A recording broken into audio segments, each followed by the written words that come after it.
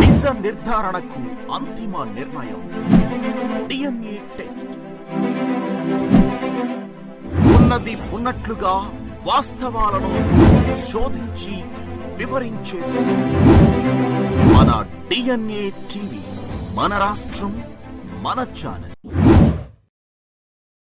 Telugu Desam party వ్యవస్థాపకులు అన్న నందమూరి తారక రామారావు గారు తెలుగుదేశం పార్టీ పెట్టిన కేవలం 9 నెలల్లో ఏ విధముగా అయితే తెలుగుదేశం పార్టీని అధికారంలో తెచ్చారో అలాగే అదే చరిష్మా, అదే నాయకత్వంతో నారా లోకేష్ గారు కూడా సుదీర్ఘ వేల కిలోమీటర్ల పాదయాత్ర చేసి ప్రజల సమస్యలు తెలుసుకొని తెలుగుదేశం పార్టీని అధికారంలో రావడానికి తోడ్పడిన నాయకుడు.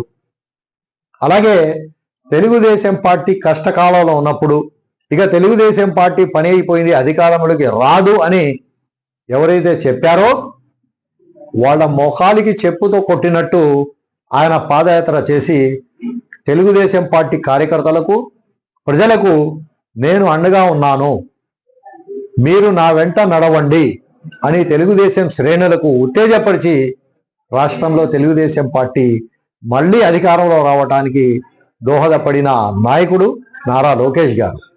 కాబట్టి మేము నారా లోకేష్ గారికి ఉప ముఖ్యమంత్రి పదవి ఇవ్వాలని మేము ముఖ్యమంత్రి నారా చంద్రబాబు నాయుడు గారికి మేము కోరుకుంటున్నాం.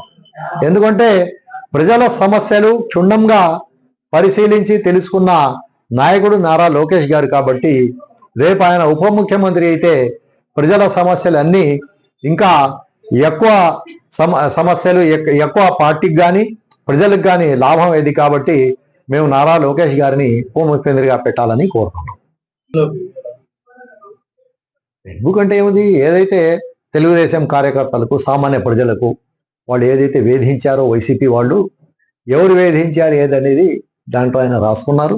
దానికి అనుగుణంగా ఎవరైతే దౌర్జన్యములు చేశారో, ఎక్కడ దౌర్జన్యం జరిగిన తర్వాత కేసులే పెట్టలేదో అటువంటి పరిస్థితి ఎక్కడ ఉందో ఆ రెడ్ బుక్ లో ఆయన రాసుకున్నారు. దాని ప్రకారం ఆయన చర్యలు తీసుకుంటారు.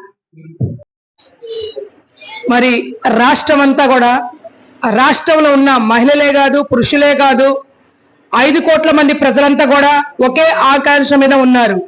అది ఏంటంటే యువ నాయకుడు నారా లోకేష్ గారికి ఉప ముఖ్యమంత్రి గారు చెయ్యాలని, మరి నారా చంద్రబాబు నాయుడు గారిని ప్రజలంతా కూడా, కార్యకర్తలు, ప్రజలు అంటే ఒక మతం, కులం ఏం లేకుండా తను కోరుకుంటున్నారు.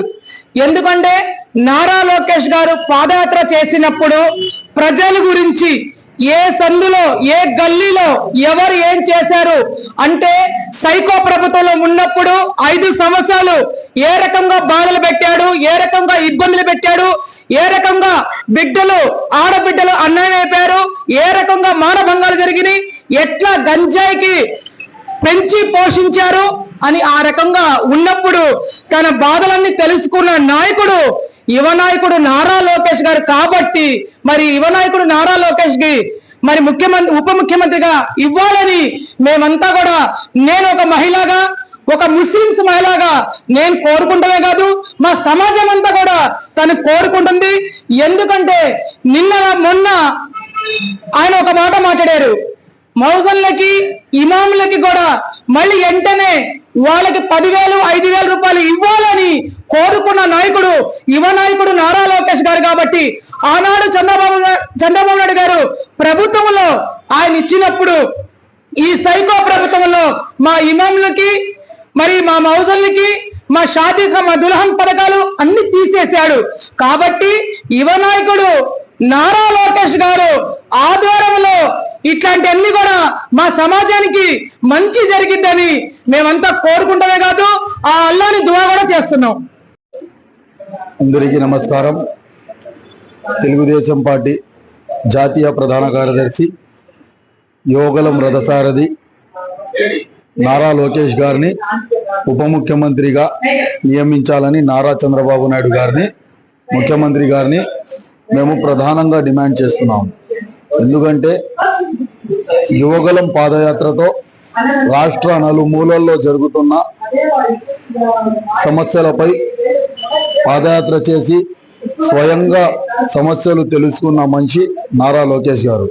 అటువంటి నారా లోకేష్ గారిని ఉప ముఖ్యమంత్రిగా చంద్రబాబు నాయుడు గారు నియమించాలని కోరుతున్నాము. అలాగే మంగళగిరి నియోజకవర్గంలో 1983లో పార్టీ రామారావు గారు స్థాపించినప్పుడు గెలిచింది.